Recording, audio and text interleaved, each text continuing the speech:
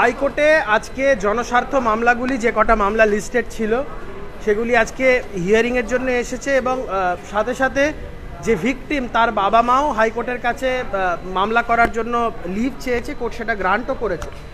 মামলার শুনানি চলাকালীন প্রধান বিচারপতি বিস্ময় প্রকাশ করেছেন with regard to the registration of the UD case. Police বা হসপিটাল অথরিটিসের যে কন্ডাক্ট, যে 3 ঘন্টা ধরে বাবা মাকে বসিয়ে রাখা, প্রথমে সুইসাইডের কথা বলা এবং তার আগে অসুস্থতার কথা বলা, এই বিষয়গুলো নিয়ে মহামান্য প্রধান বিচারপতি এটা নিয়ে বিস্ময় প্রকাশ করেছেন।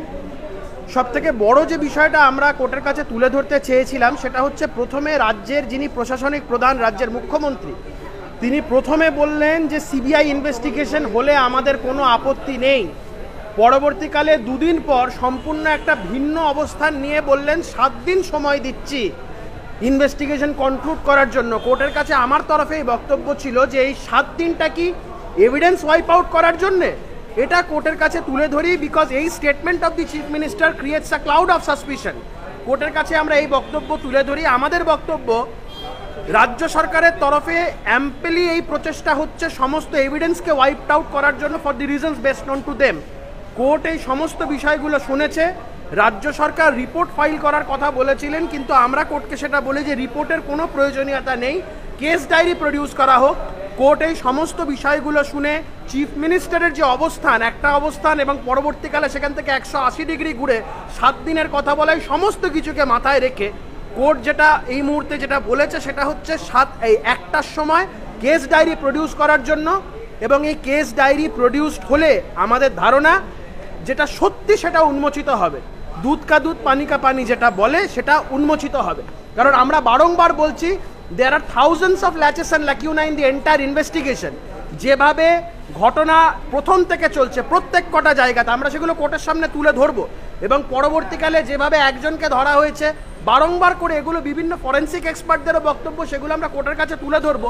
Going by the autopsy report itself, এটা মানে খুব লজিক্যালি বিষয়টা বলা যায় যে এটা কোনো এক ব্যক্তির কাজ নয়, কিন্তু কোর্টের সামনে আজকে রাজ্য সরকারের তরফ থেকে একটা বক্তব্য পেশ করা হলো, তারা বলতে চাইছেন যে এক ব্যক্তিরই কাজ। তো এই যে অবস্থান রাজ্য সরকারের বিভিন্ন ক্ষেত্রে বিভিন্ন সময় বিভিন্ন রকম, এগুলো কোর্ট সমস্তটা কগনিজেন্স নিয়ে কোর্টের যেটা বক্তব্য সেটা হচ্ছে কোর্ট কেস ডায়েরি দেখতে চায় এবং আমরা সেই দিকেই তাকিয়ে আছি। আমাদের মনে হয় কেস ডায়েরি প্রডিউস হলে কোর্ট এই বিষয়গুলো অবগত হবে এবং কোর্টের কাছে বিষয়টা খুব বিস্ময়কর হবে যেভাবে ইনভেস্টিগেশন চলেছে। একদম একদম এটা খুব ইম্পর্টেন্ট। আমার রিট পিটিশনটাতে আমি ডক্টর সন্দীপ ঘোষ আর ডক্টর সঞ্জয় বশিষ্ঠকে নামে পার্টি করেছিলাম এবং আমার বক্তব্য হচ্ছে এই দুজনকে ক্রিমিনাল প্রসিডিংয়ে পার্টি করা উচিত। They should be made an accused in the entire criminal proceeding.